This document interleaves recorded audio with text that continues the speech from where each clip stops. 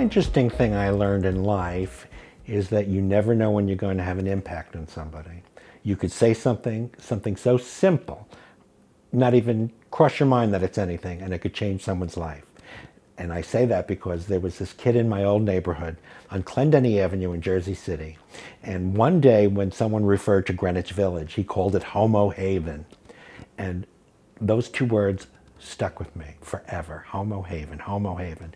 So as I was in high school at St. Peter's Prep in Jersey City, I kept thinking about this Homo Haven and realized that the PATH train was 30 cents and 20 minutes away from Homo Haven.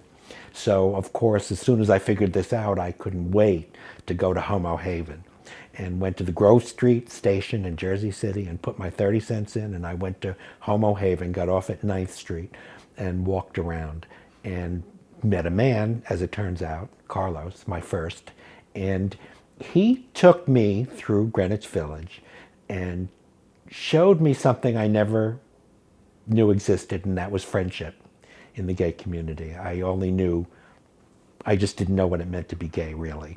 So there was this one guy named Eddie, and we called him Mom.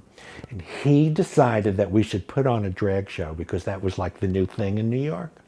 I guess this is, 1970? And so he created a group called Mom's Greenery.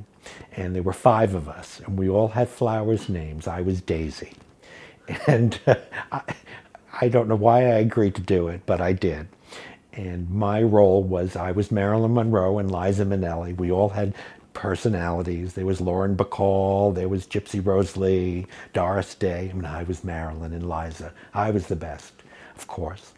I remember, I was also one of the Andrews Sisters, and that was a lot of fun. I love the Andrews Sisters. And one night, we performed at a club called the Gold Bug on 3rd Street.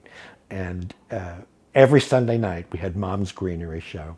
And this one performance we were doing, the Andrews Sisters, and my friend Chris and I were the side girls. We were Maxine and the other one, Laverne. We were getting ready to perform, and the one thing I remember is we were told we had to wear 3 pairs of men's clothing because to be in drag or dressed as a woman, you could be arrested for impersonating someone. So I always wore 3 pairs of underwear, tighty-whities.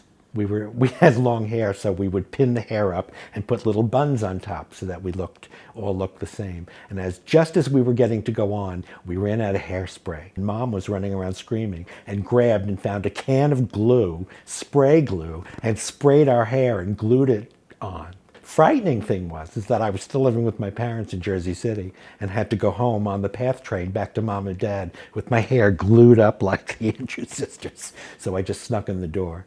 I don't know how I ever got it out, but I certainly did. But that was the fun days of Mom's Greenery at the Gold Bug. And years later, even now when I do drag, I always wear a pair of white men's underwear.